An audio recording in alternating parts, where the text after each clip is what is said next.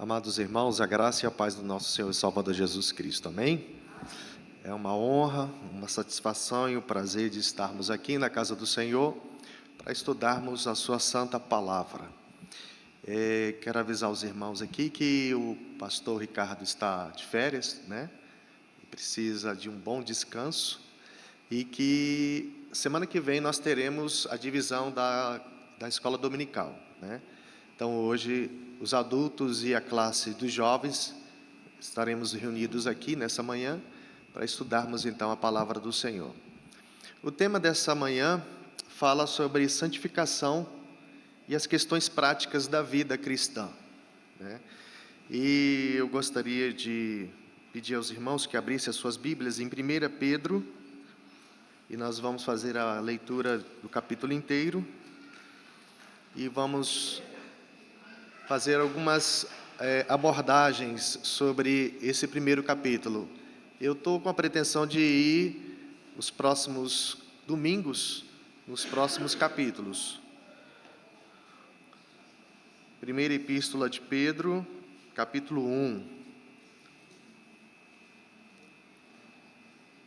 Diz assim a palavra do Senhor. Pedro, apóstolo de Jesus Cristo, aos eleitos que são forasteiros, na dispersão no Ponto, Galácia, Capadócia, Ásia e Bitínia, eleitos segundo a presciência de Deus Pai, em santificação do Espírito, para a obediência e a aspersão do sangue de Jesus Cristo. Graça e paz vos sejam multiplicadas. Bendito Deus e Pai de nosso Senhor Jesus Cristo, que segundo a sua muita misericórdia, nos regenerou para uma viva esperança, mediante a ressurreição de Jesus Cristo dentre os mortos, para uma herança incorruptível, sem mácula, imarcessível, reservada nos céus para vós outros, que sois guardados pelo poder de Deus, mediante a fé para a salvação, preparada para revelar-se no último tempo. Nisso exultais, embora no presente, por breve tempo, se necessário, sejais contristados por várias provações, para que, uma vez confirmado o valor da vossa fé, muito mais preciosa do que o ouro perecível, mesmo apurado por fogo, redunde em louvor, glória e honra na revelação de Jesus Cristo, a quem, não havendo visto a mais, no qual, não vendo agora, mas crendo, exultais com alegria indizível e cheia de glória, obtendo o fim da vossa fé, a salvação da vossa alma. Foi a respeito desta salvação que os profetas indagaram e inquiriram, os quais profetizaram acerca da graça a vós outros destinada, investigando atentamente qual a ocasião ou quais as circunstâncias oportunas indicadas pelo Espírito de Cristo, que neles estavam, ao dar de antemão testemunho sobre os sofrimentos referentes a Cristo e sobre as glórias que os seguiriam. A eles foi revelado que, não para si mesmos, mas para vós outros, ministravam as coisas que agora vos foram anunciadas, por aqueles que, pelo Espírito Santo, enviado do céu, vos pregaram o Evangelho, coisas essas que anjos anelam perscrutar. Por isso, cingindo o vosso entendimento, sede sóbrios, e esperai inteiramente na graça que vos está sendo trazida na revelação de Jesus Cristo. Como filhos da obediência, não vos amoldeis às paixões que tinhais anteriormente na vossa ignorância. Pelo contrário, segundo é santo aquele que vos chamou, tornai-vos santos também vós mesmos em todo o vosso procedimento, porque está escrito: sede santos, porque eu sou santo. Ora, se invocais como Pai aquele que, sem acepção de pessoas, julga segundo as obras de cada um, Portai-vos com temor durante o tempo da vossa peregrinação, sabendo que não foi mediante coisas corruptíveis, como prata ou ouro, que fostes resgatados do vosso fútil procedimento que vossos pais vos legaram, mas pelo precioso sangue, como de cordeiro sem defeito e sem mácula, o sangue de Cristo, conhecido com efeito antes da fundação do mundo, porém manifestado no fim dos tempos, por amor de vós, que por meio dele tendes fé em Deus, o qual o ressuscitou dentre os mortos e lhe deu glória, de sorte que a vossa fé e esperança estejam em Deus. Tendo purificado a vossa alma pela vossa obediência à verdade, tendo em vista o amor fraternal, não fingido, amai-vos de coração, uns aos outros ardentemente, pois fostes regenerados, não de semente corruptível, mas de incorruptível, mediante a palavra de Deus, a qual vive e é permanente. Pois toda a carne é como a erva, e toda a sua glória como a flor da erva, seca-se a erva e cai a sua flor. A palavra do Senhor, porém, permanece eternamente. Ora, esta é a palavra que vos foi evangelizada. Amém. Vamos orar? Senhor Jesus, nós acabamos de ler a Tua palavra e precisamos da intervenção do Teu Santo Espírito sobre os nossos corações, para que possamos compreender o sentido desse texto e aplicá-lo, Senhor, de uma forma efetiva no nosso dia a dia. Perdoa os nossos pecados e que o Senhor venha conduzir a nossa fé, que possamos crescer espiritualmente como igreja. Assim nós pedimos no precioso nome de Jesus. Amém. Amados irmãos, eu, por vezes, quando tenho tido a oportunidade de me pronunciar à igreja, todos nós que fazemos parte dessa geração, sabemos que o nosso problema não é de conhecimento. O nosso grave problema hoje, ele é de prática. Ainda mais que a grande maioria que aqui faz parte da igreja nasceram evangélicos. Conhecemos muitas histórias bíblicas e, de certa maneira, o que tem nos faltado é justamente a questão da prática, é da vivência daquilo que temos aprendido. Nós podemos, por vezes, nos deslumbrarmos com bons professores, bons mestres no ensino das Escrituras. Até, por vezes, saímos aqui domingo com o coração feliz, alegre, deslumbrados com uma boa aula de escola dominical. Mas o grande problema é que nós não colocamos esse ensino de uma forma prática. E o grande problema que tem afetado a cristandade dos nossos dias trata-se a respeito do testemunho, da prática cristã.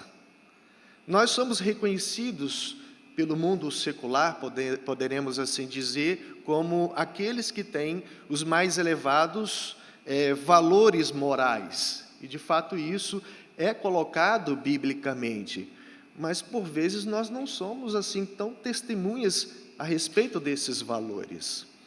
E o texto que nós acabamos de ler fala a respeito em que Pedro escreve uma carta aos irmãos que estão numa região da Ásia.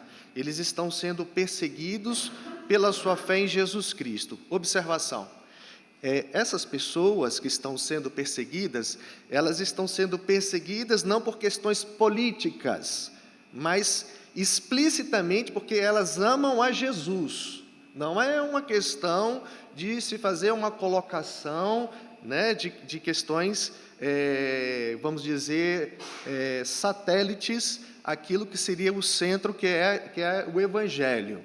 Então, o apóstolo Pedro, ele escreve para esses irmãos que são pessoas humildes, pobres, pessoas que estão passando por graves problemas de perseguições, E essas perseguições principalmente têm a ver pela nova fé que essas pessoas estão abraçando. Antes, quando essas pessoas estavam vivendo em suas sociedades, elas tinham práticas, obviamente, correspondentes àquelas vidas que viviam anteriormente, práticas pagãs. Mas aqui essas pessoas, de certa forma, elas literalmente abraçaram o Evangelho de Jesus Cristo. Eu coloquei aí algumas questões para que nós possamos nos inserir dentro dessa carta, né? Então, primeiro, eu coloquei aí, estamos nos anos 60 do primeiro século da era cristã, numa região que na época se chamava Ásia Menor, onde hoje fica a Turquia, entre a Europa e a Ásia. Então, nós hoje, para nós que estudamos geografia, e a geografia ela faz parte do currículo nosso, né? Nós sabemos como essa região até hoje ela é bastante problemática, né? Então, ali entre a Ásia e a Europa é uma região que até hoje o Evangelho é muito pouco ali propagado, né? A próxima. Eu estou com o controle aqui. O movimento cristão, por esse tempo, já tinha seus 30 anos de existência, já se espalhara aqui e ali, também por essa região. Judeus da diáspora, procedentes de várias províncias da Ásia Menor, haviam estado em Jerusalém por ocasião do famoso discurso do apóstolo Pedro, na festa de Pentecostes, que está lá em Atos capítulo 2. Os grupos cristãos, então, compunham-se de gente que sofria por ser marginalizada em muitos aspectos da vida social e econômica. Então, essa carta foi escrita para esse grupo de pessoas que sofriam ali problemas das quais elas não eram vistas como cidadãos, né? Elas não eram respeitadas. Eram pessoas, assim, vamos dizer, de classes bem pobres, bem complicadas, né? O cristianismo, como um referencial de um padrão, né, exigente quanto às questões religiosas e éticas, essas pessoas elas se convertiam e abandonavam suas práticas e costumes que viviam em suas sociedades antes de se converterem, né? Temos aí Silvano, que é Silas, que foi o colaborador de Pedro, que foi a pessoa que escreveu esse texto. E ele que redigiu o texto, na realidade. E ele, então, lia esse texto que nós acabamos de ler para aqueles irmãos que estavam ali naquela região. Queria que nós voltássemos os nossos olhos aí para o capítulo 1. Veja que Pedro diz o seguinte: Pedro, apóstolo de Jesus Cristo, aos eleitos que são forasteiros. Logo no início, existe a palavra eleição. E aqui o aspecto de eleição, ela se dá pelo fato da pessoa ter sido escolhida por Deus para uma missão. Essa que é a colocação que Pedro está querendo dar ênfase.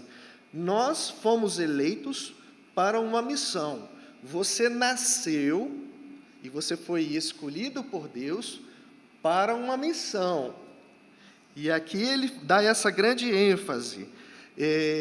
O autor que eu tinha feito a pesquisa, né, ele vai dizer assim: uma vez que nós aceitamos a Jesus Cristo, nós então somos o alvo do seu amor, o alvo da salvação de Deus, nós nos tornamos aqueles que vão para a dispersão, né? Então nós, como cristãos, nós estamos numa diáspora. O que é uma diáspora?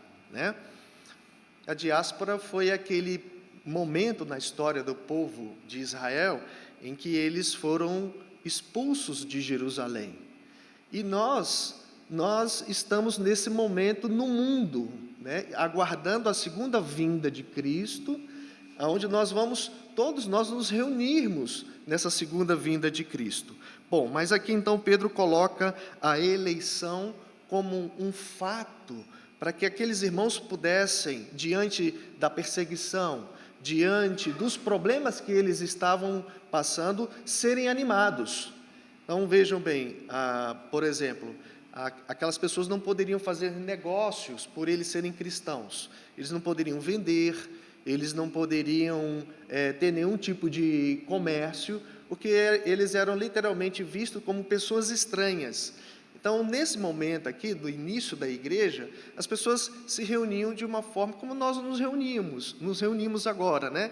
Dentro das comunidades, nas casas, diferentemente como era feito dentro dos cultos pagãos.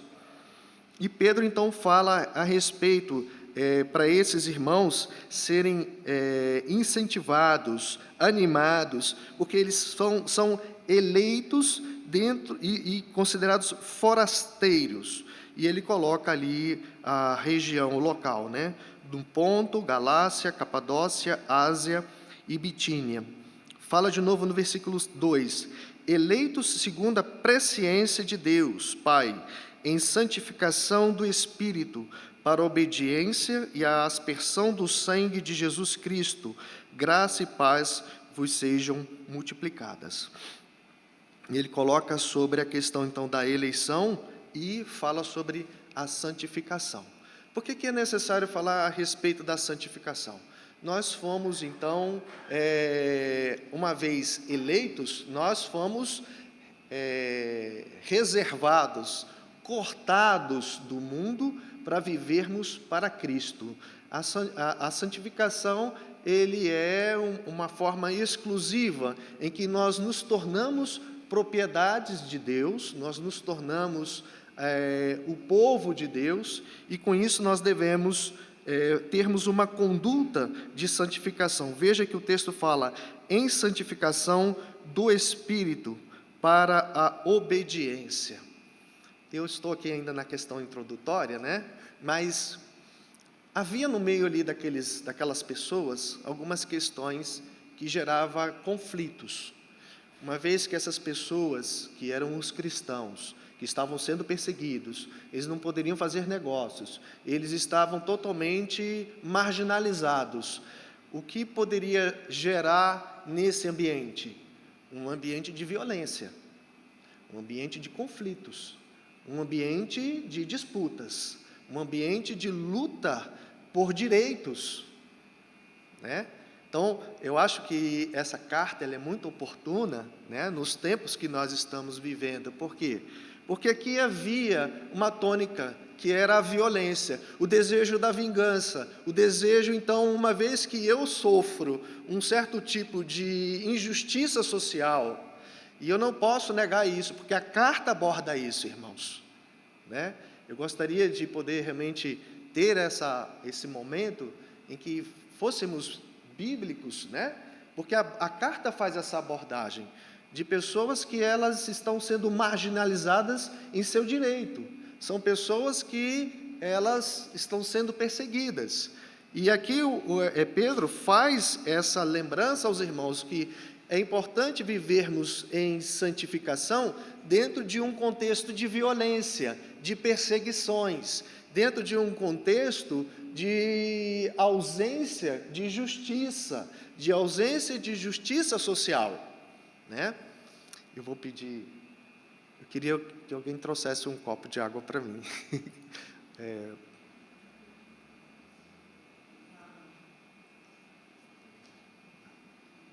Então, veja, irmãos, o contexto do texto faz essas abordagens, porque por vezes nós estamos lendo os textos bíblicos e nós estamos isolando o texto do seu contexto, às vezes até fazendo teologia do texto, sem levar em consideração o que foi o motivo gerador desse contexto. E é um contexto que é um pano de fundo, que é um pano de fundo social. É um pano de fundo onde há um grave problema de injustiças sociais. E por isso, então, que Pedro vai falar de eleição e santificação. Como eleitos que nós somos, qual deve ser a nossa leitura diante de um mundo que não é um mundo caído, um mundo injusto, um mundo violento, e eu preciso manter a minha santificação, a minha comunhão com Deus, e ser justo, e ser profundamente justo. Obrigado.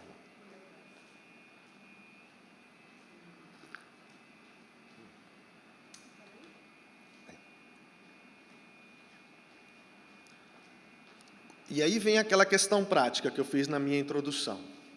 Nós somos bons ouvintes, bons estudantes, bons alunos.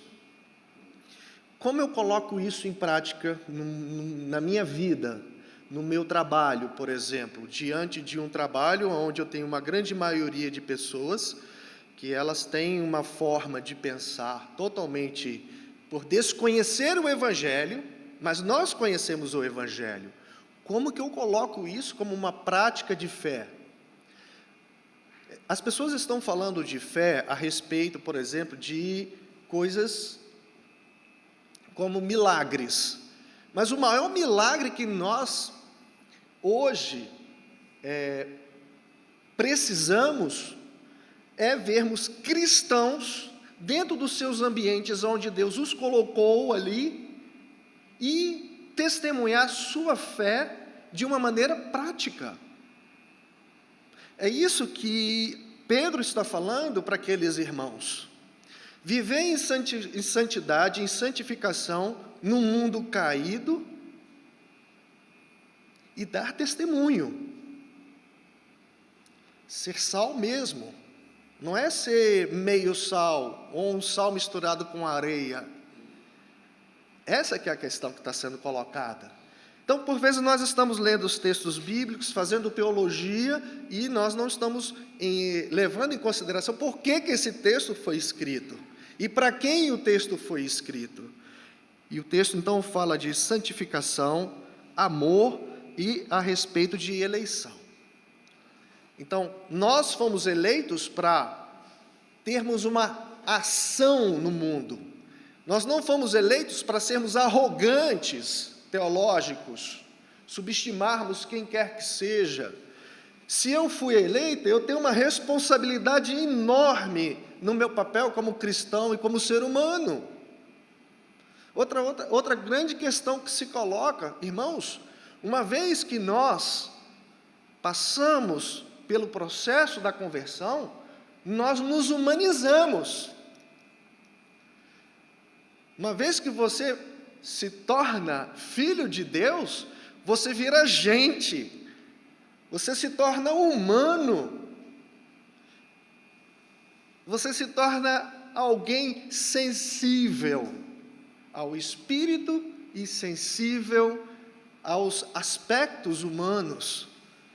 Por isso que logo no início o apóstolo Pedro coloca a sua autoridade como apóstolo, e ele diz que nós somos forasteiros. O que significa ser forasteiro? Significa que a vida que aqui nós temos caminhado, ela está por sobre o governo de Deus, e que nós não estamos apegados às coisas desta vida. Somos passageiros. Por vezes nós construímos uma ideia muito diferente da Bíblia, de uma construção, vamos dizer, apócrifa cristã, onde nós queremos construir um reino sob uma nossa visão, sob a nossa perspectiva, um reino materialista, um reino de poder. E aqui, essas pessoas, elas literalmente estão passando por um problema de perseguição. Elas não têm nada.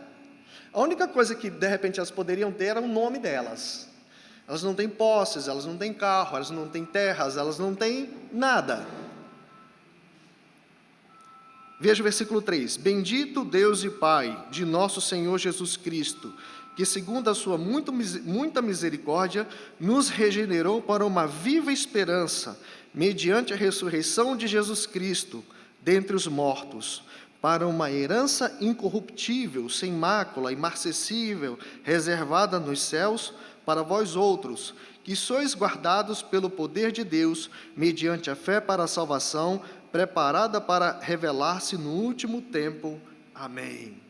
Então vejam, os irmãos estão sofrendo.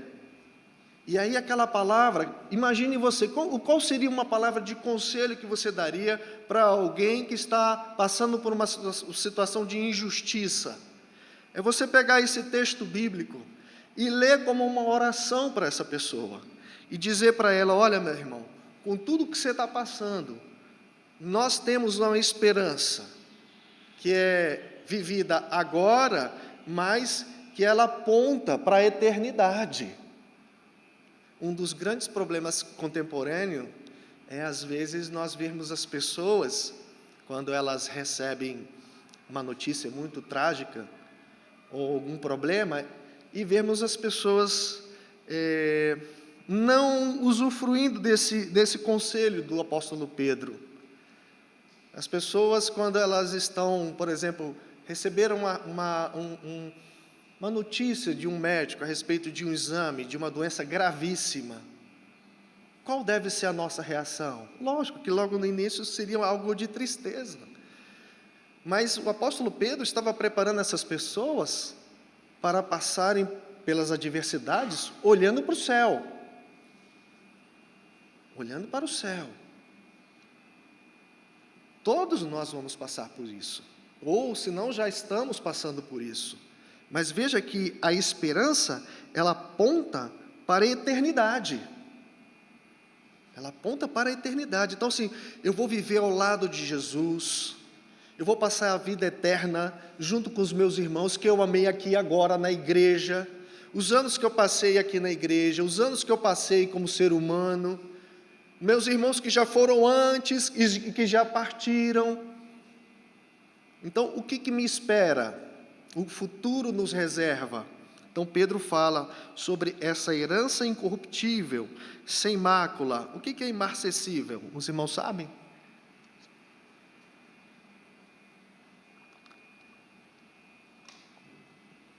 Pode olhar aí no Google.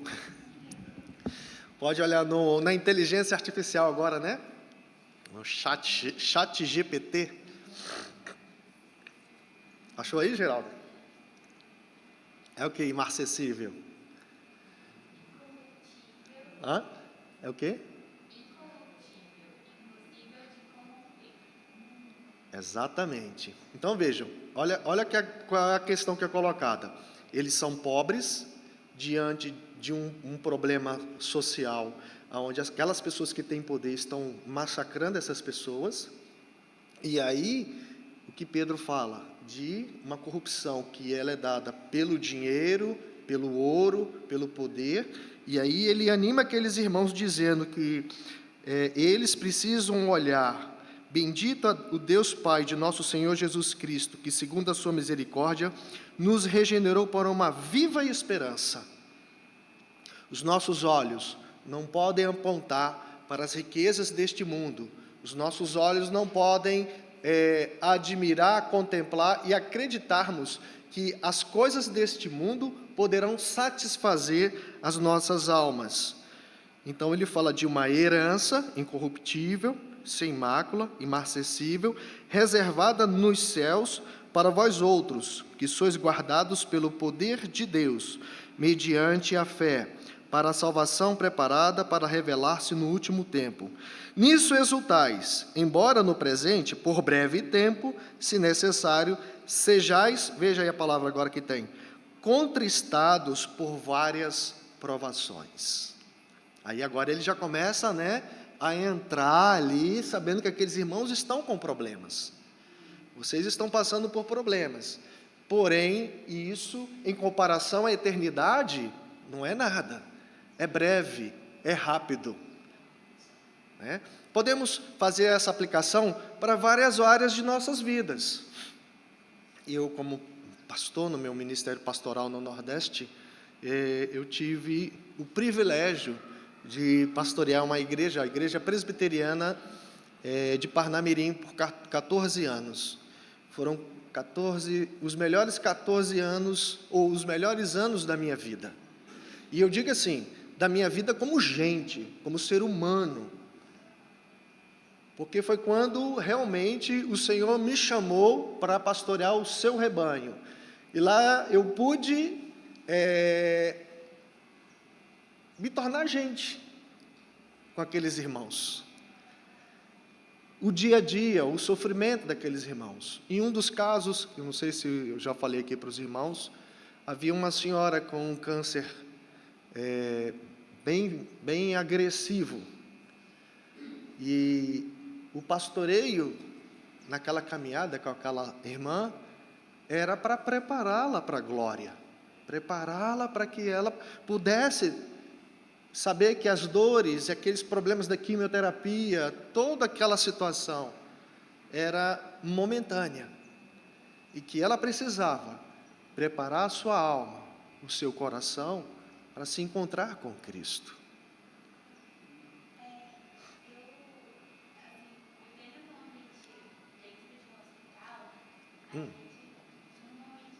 Tem microfone aqui?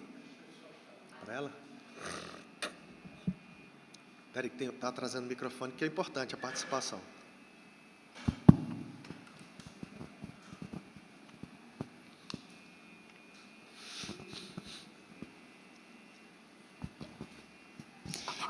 Não, só um exemplo, assim, que eu que vivo boa parte das minhas horas, assim, da semana dentro de um hospital, é incrível você ver a diferença de perspectiva e de reação quando você tem que dar uma notícia difícil para uma família que crê ao Senhor, daquela família que não crê ao Senhor.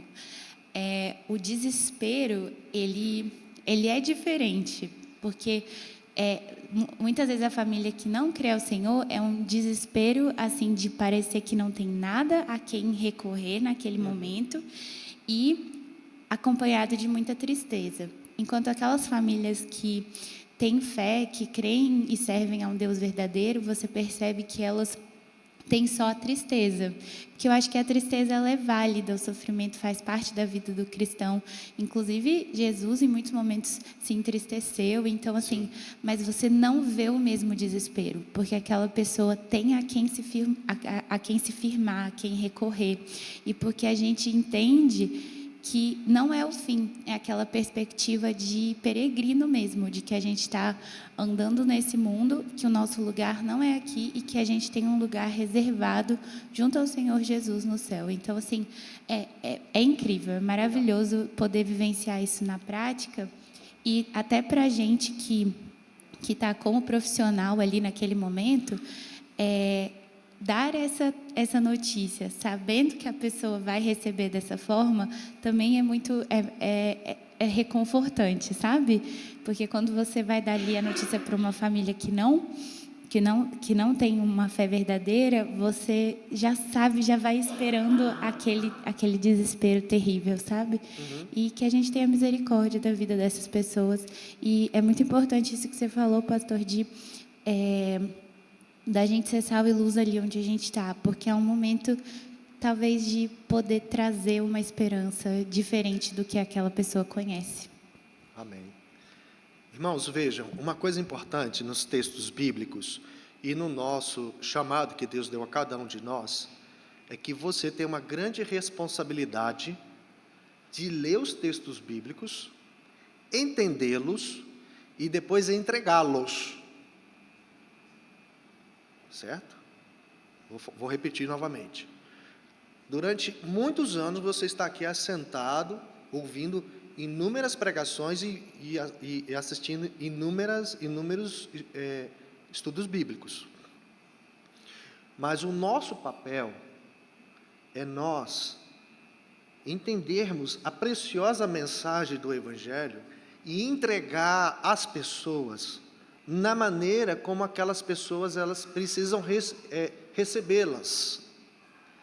Jesus, o tempo todo, quando ele vai dialogar com as pessoas, ele usa as parábolas, ele usa meios facilitadores para entregar a preciosa mensagem de salvação. Às vezes nós não somos cuidadosos, nós não temos tido o tempo necessário para que a gente, até mesmo nós, sejamos, pela sua própria palavra, pela palavra de Deus, sermos tratados, curados, e quando nós vamos aconselhar alguém, quando nós vamos levar uma palavra para alguém que está enlutada, para alguém que está sofrendo, nós não somos tão hábeis, não somos tão sábios. Você fala as coisas, você vai dizendo aquilo que está ali na tua cabeça, e às vezes o que você fala que está na tua cabeça magoa, ofende, não há sensibilidade, não há, às vezes, uma forma de você olhar aquela situação. E veja que Pedro está sabendo que aquelas pessoas estão sofrendo. Olha a maneira como ele apresenta uma mensagem de esperança. Ele está entregando uma mensagem de esperança para as pessoas que, sem essa palavra, elas ficariam revoltadas, faria-se uma revolução, uma revolta, e lá ia gerar um problema. Por exemplo, entre um empregado e o patrão, porque haviam empregados aqui, há problemas gravíssimos de corrupções, e que o patrão é corrupto, e o empregado ali, ele está numa situação que ele precisa dar o testemunho. Então, veja, irmãos, a questão é a maneira como nós recebemos essa mensagem, essa palavra, e como eu entrego isso. Eu fui capelão escolar e já fui capelão hospitalar.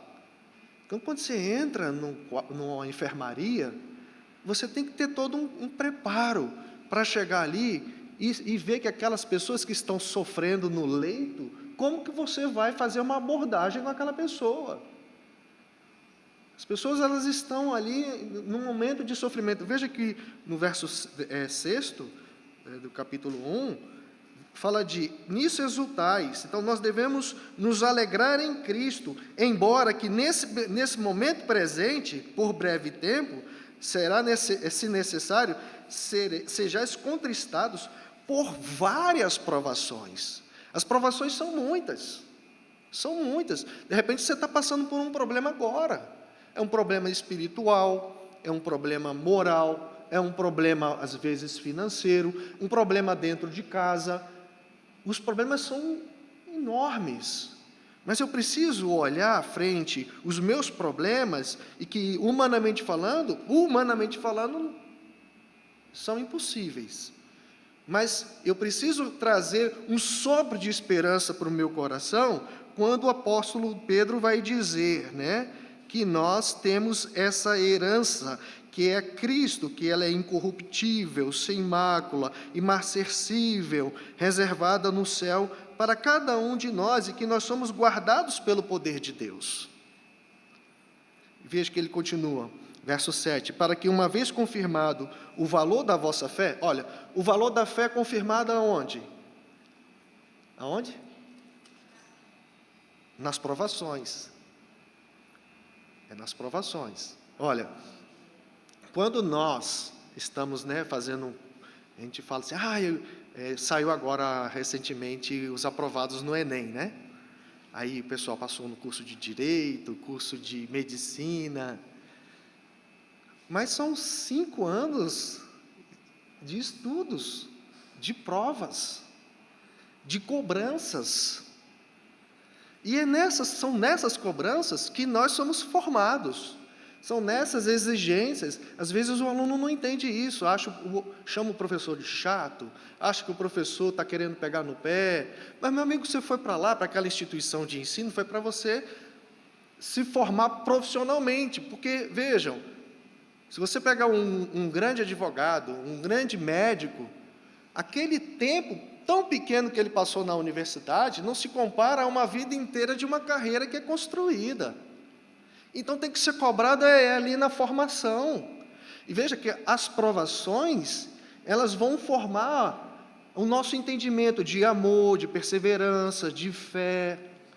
É na provação. Não é aqui nesse momento que você está sentado, com o ar-condicionado ligado. Não é assim? Está tudo muito tranquilo.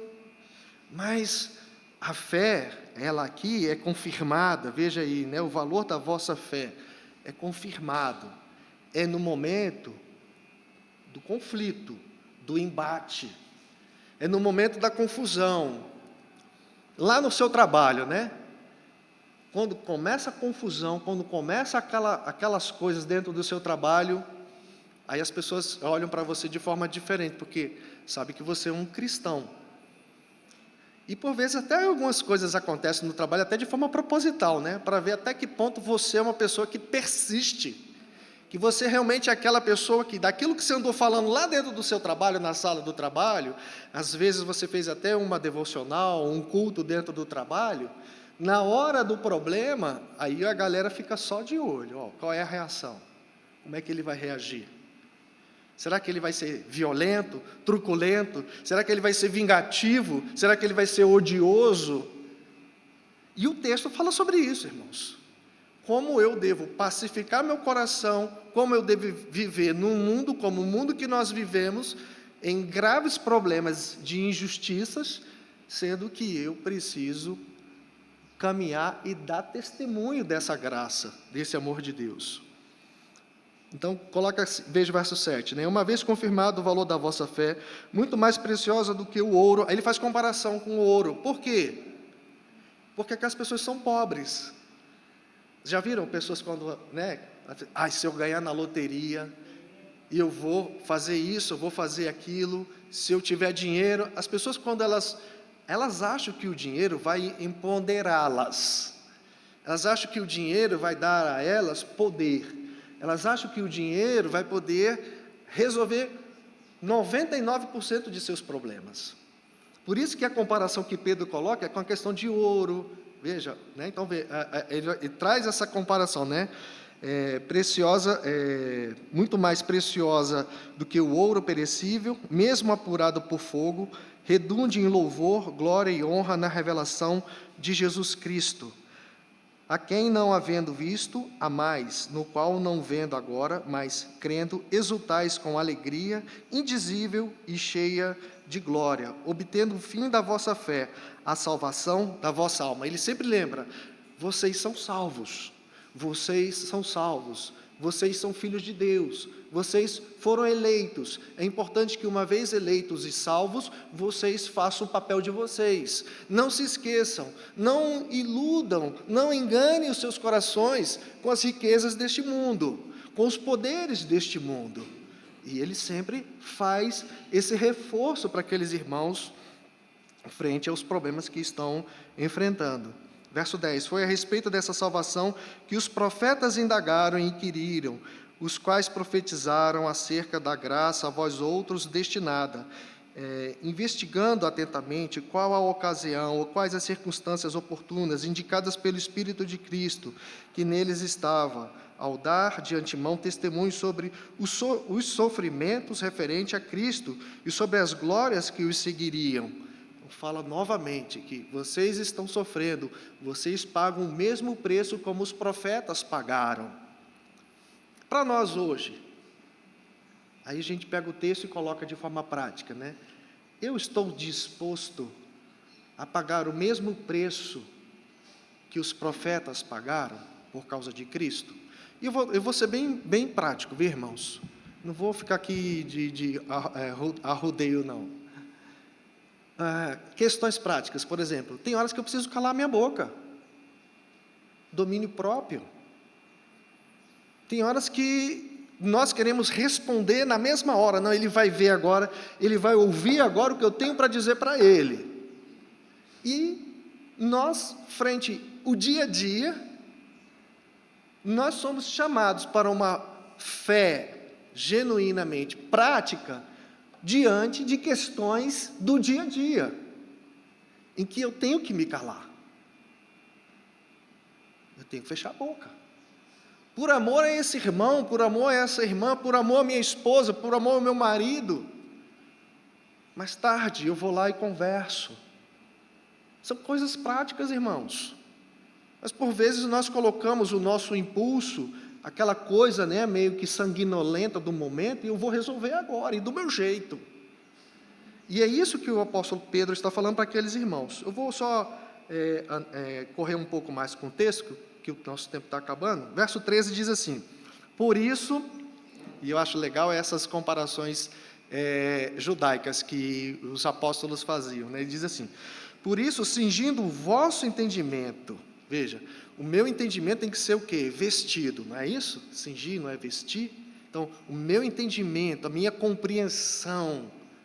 Então, veja, cingindo o vosso entendimento. Aí ele fala, sede sóbrios.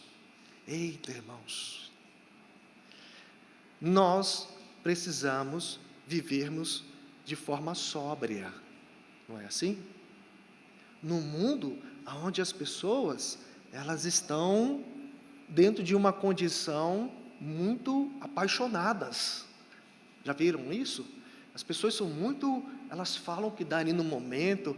As redes sociais têm sido as vísceras expostas, em que nós vemos como as pessoas de fato elas respondem. Aí vem todos os tipos de ataques, maledicências, todos os tipos de fofocas, intrigas, uma coisa terrível. As redes sociais é um campo de batalha. Você olha aquilo ali, rapaz, eu já estou até me desfazendo das minhas redes sociais, né? Então, do Facebook eu já cancelei, e daí para frente eu vou cancelar o restante. Por quê? Porque não edifica, né? Você às vezes vê discussões, brigas, as pessoas se ofendendo, e aqui fala então a respeito de sobriedade. Como ser sóbrio dentro de um ambiente onde as pessoas elas são odiosas? Falar a verdade, né? Nós estamos nesse momento que é chamado de momento da pós-verdade. Nos anos 80, nós tínhamos um período que era chamado de período... esqueci agora. Nós tínhamos, então, hoje a pós-verdade, né, é a verdade que cada um cria, o conceito de pós-verdade. Então, as pessoas elas estão fazendo uma construção de verdades. Mas voltemos aqui para o texto, vejam só. Sede sóbrios e esperai inteiramente na graça. Olha, eu preciso ser sóbrio e esperar na graça. Mas nós somos pessoas que temos uma condição, por vezes, de querer resolver as coisas do nosso jeito, naquela hora, daquela forma, daquela maneira. Mas o texto fala que, irmãos, esperem na graça de Cristo, que vos está sendo trazida na revelação de Jesus. Verso 14. Como filhos da obediência, não vos amoldeis as paixões que tinhais anteriormente na vossa ignorância. Então, as paixões, quer dizer, aqueles valores, mesmo que eles estivessem passando pelo que eles estavam passando, por perseguições, eles não poderiam agir como eles agiam antes de terem conhecido a Cristo. É isso que ele está colocando. Pelo contrário, segundo, é santo aquele que vos chamou. Tornai-vos santos também vós mesmos em todo o vosso procedimento. Ora, irmãos, o nosso procedimento, ele só pode ser santo uma vez que nós cingimos o nosso entendimento.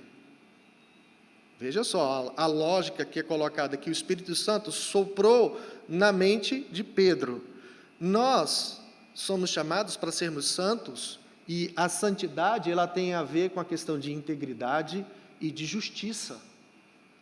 É a maneira como eu estou olhando para o outro e como eu devo tratar o outro diante de um problema.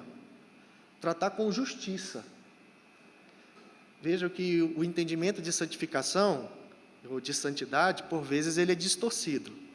As pessoas entendiam que ser santo era você se isolar num mosteiro, se enclausurar dentro de um castelo, né? E ali você viver uma vida longe do mundo. Não, nós não fomos chamados para isso. Veja que na encarnação, Deus se humilha em Cristo, Jesus desce a este mundo e vai viver no mundo como o nosso, mundo caído de pecadores. Ele não se isola. Ele se faz gente com o seu povo. Então veja que o procedimento deve ser o testemunho prático da nossa fé, porque está escrito, sede santos porque eu sou santo. Ora, se invocais como Pai aquele que, sem acepção de pessoas, olha a palavra, acepção de pessoas. Veja os detalhes que estão no texto, né? Acepção de pessoas, quer dizer, havia isso lá no meio daquelas pessoas. Então, quem era rico, lógico que vivia dentro do grupo dos ricos, e que ignorava os mais pobres. Então, havia essas questões. Então, o texto vai, aos poucos, revelando esse contexto que aqueles irmãos estavam passando. Ora, se invocais como Pai aquele que, sem acepção de pessoas, julga segundo as obras de cada um, portai-vos com temor durante o tempo da vossa peregrinação. Então, enquanto nós estivermos aqui, nós somos peregrinos. Devemos nos portarmos como filhos, com temor e no amor de Deus. É difícil? É. Mas só assim o faremos se cingirmos a nossa mente. Essa que é a questão. Se nós colocarmos isso como um conhecimento no coração, sabendo que não foi mediante coisas corruptíveis, como prata ou ouro, que fostes resgatados do vosso fútil procedimento que vossos pais vos legaram, mas pelo precioso sangue, como de cordeiro, sem defeito, sem mácula, o sangue de Cristo, conhecido com efeito antes da fundação do mundo. Aí ele fala da eternidade, porém manifestado no fim dos tempos por amor de vós, que por meio dele tendes fé em Deus, o qual ressuscitou dentre os mortos e lhe deu glória, de sorte que a vossa fé e esperança estejam em Deus.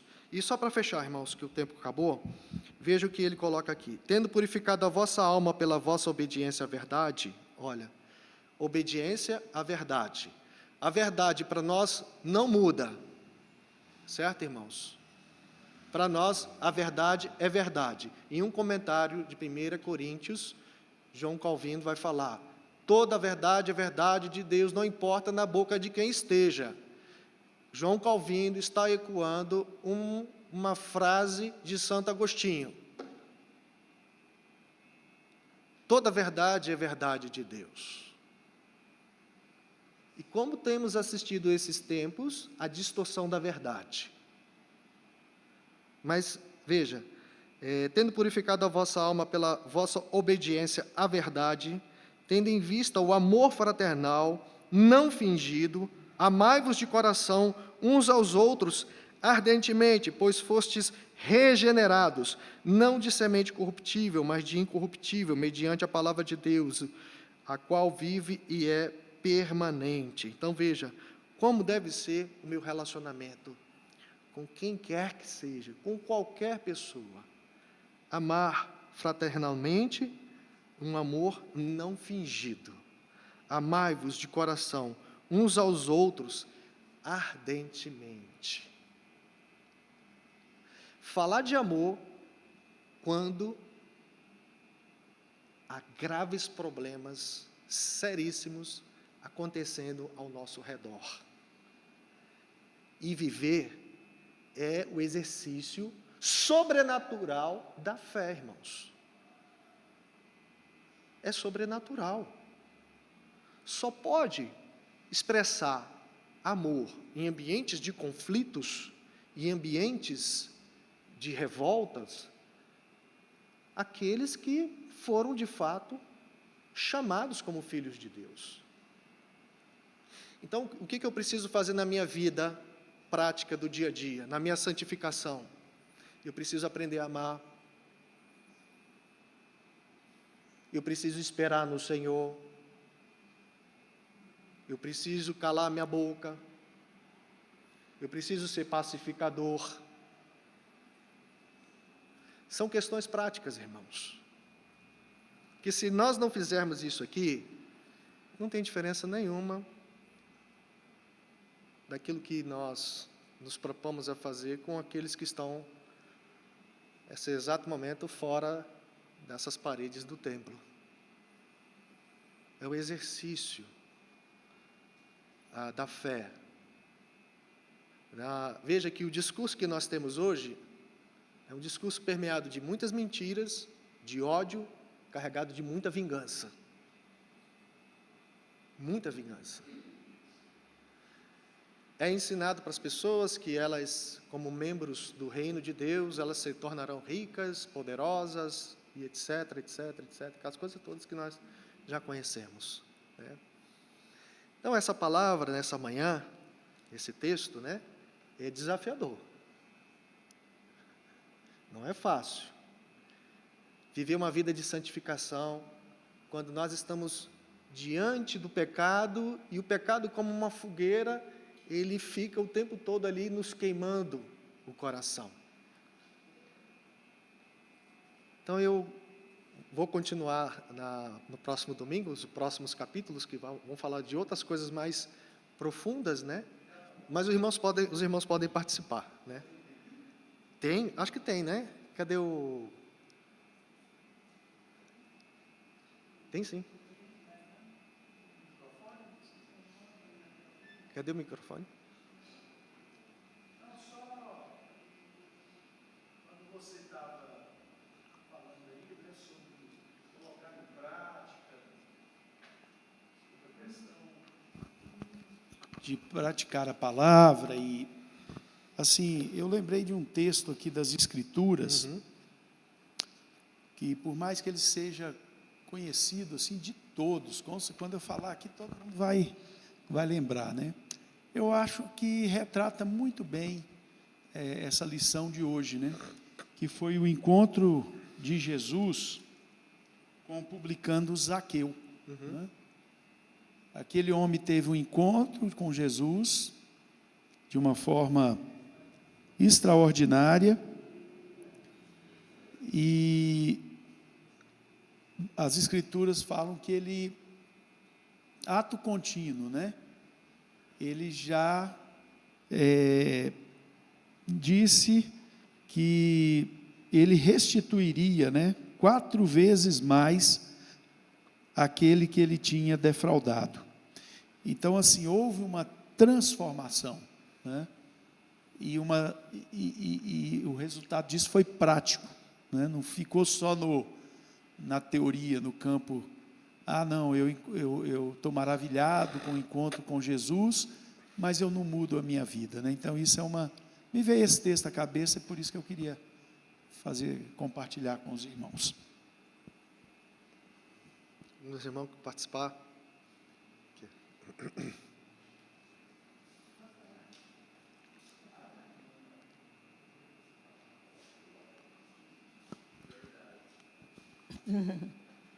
Meus irmãos, um texto que eu gosto muito de usar quando eu entrego a palavra de Deus, que a pessoa está muito triste, abalada, Mateus 11, 28, eu vou ler aqui.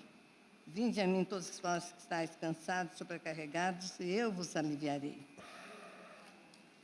Vinde a mim todos que estáis cansados e sobrecarregados, e eu vos aliviarei. Esse daí é porque as pessoas ultimamente só vivem cansados, né? Sobrecarregados de tanta coisa, tantos afazeres, e para descansar, não consegue nem descansar. Então, eu entrego essa mensagem para a pessoa quando...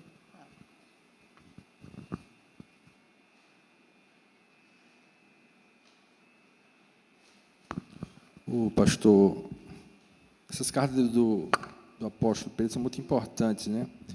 Agora, não sei qual foi o texto exatamente do versículo que o senhor leu, mas eu lembrei de uma passagem aqui em Filipenses, mais no sentido, acho que a pessoa fala, né? Que a gente tem que separar um pouco, acho que foi Agostinho, né? Eu acho que falou agora, né? Com Calvino, né? A questão da verdade. Pronto, lembrei agora. Que às vezes a gente separa, e pode separar, né? É que eu vou ponderar, né? Às vezes a gente tem pessoas, né? Até no mundo evangélico aqui, que são referência, não vou citar o nome de ninguém aqui, e a gente escuta muito, etc.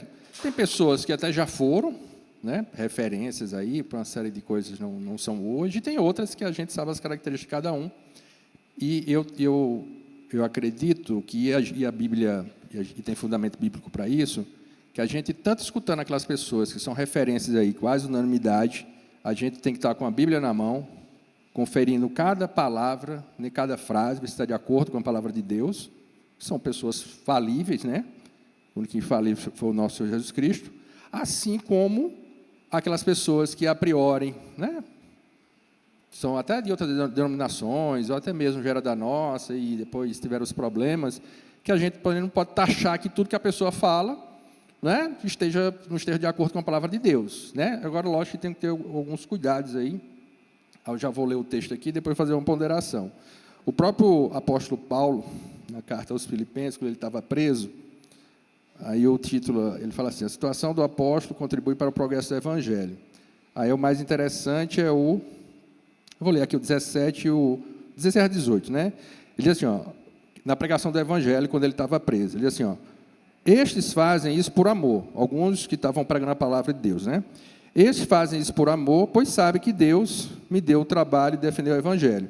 Aí outros pregadores, outros não anunciam Cristo com sinceridade, mas por interesse pessoal. Eles pensam que assim aumentarão os meus sofrimentos enquanto estou na cadeia.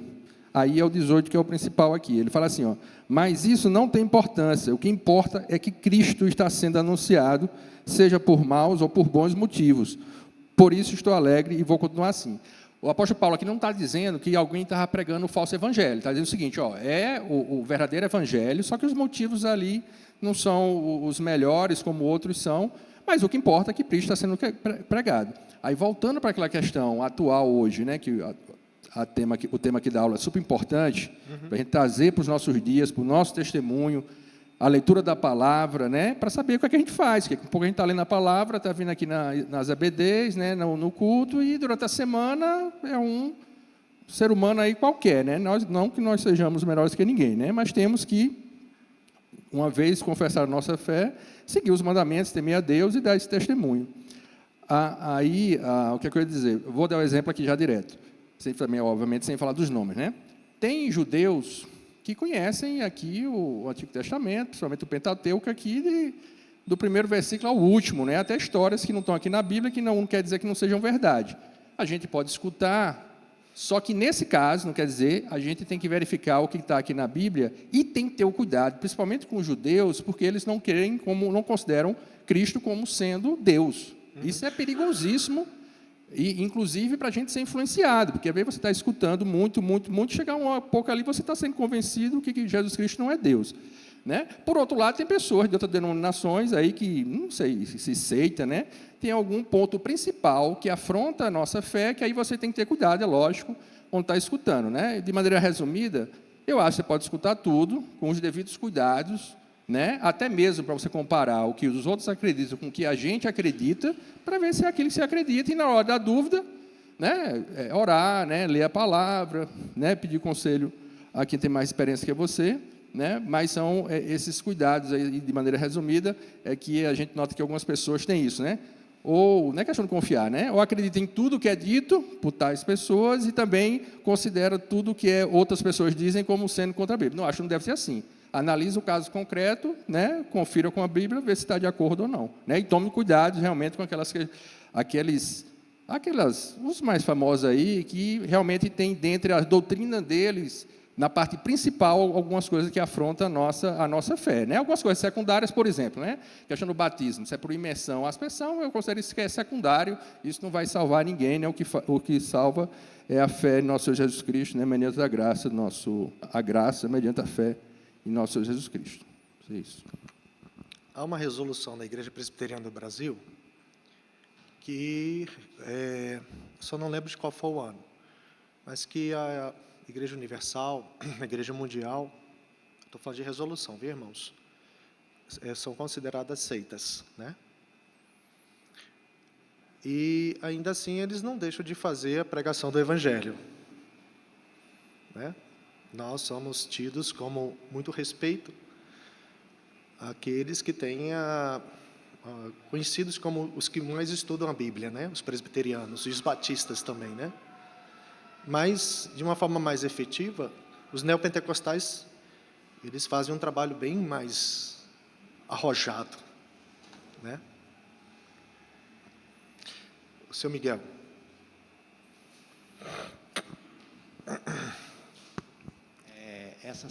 A semana passada eu conversei com uma pessoa que eu não conheço aí por telefone, mas que ele disse que é missionário, trabalha daqui 60 quilômetros, ali na estrada, depois de Braslândia, e ele me falou sobre o preconceito e a discriminação que ainda tem no meio evangélico. E ele disse que segundo ele é o missionário da Igreja Batista. E eu fiquei bem espantado com ele me falar isso, né? Agora, na Espanha, há menos de 15 dias, uma pessoa me disse que as igrejas evangélicas no Brasil estão sendo um tipo de milícias digitais, transmitindo mentira de político demagogo, de político negacionista e coisa desse tipo. A gente ouve isso, a gente fica até com vergonha dessas situações. E ali aquele povo lá é muito ateu, pessoas desigrejadas, mas faz essas críticas, né? E a gente fica, hoje nos jornais está lá um estudo do problema que está ocorrendo, principalmente com os jovens, sobre as redes sociais, que está afetando o cérebro, trazendo consequências danosas ao cérebro, quem fica muito tempo nas redes sociais. E nós falamos agora há pouco a questão das redes sociais.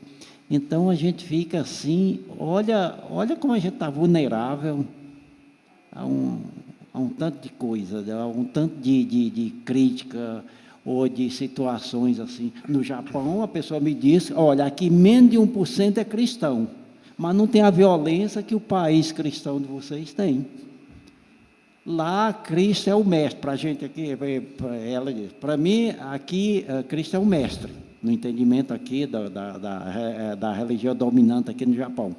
Mas, lá do Brasil, ninguém segue o mestre. O ensinamento do mestre, você não segue lá. Falou desse jeito. E eu não pude dizer nada.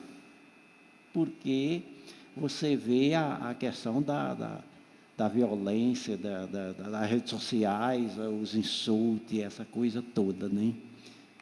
E olha a contradição dessa situação, quando a pessoa diz, não, aqui não é cristão, mas no lugar onde é cristão tem muita violência, tem muita isso e aquilo e tal, e começa a enumerar situações assim, difíceis.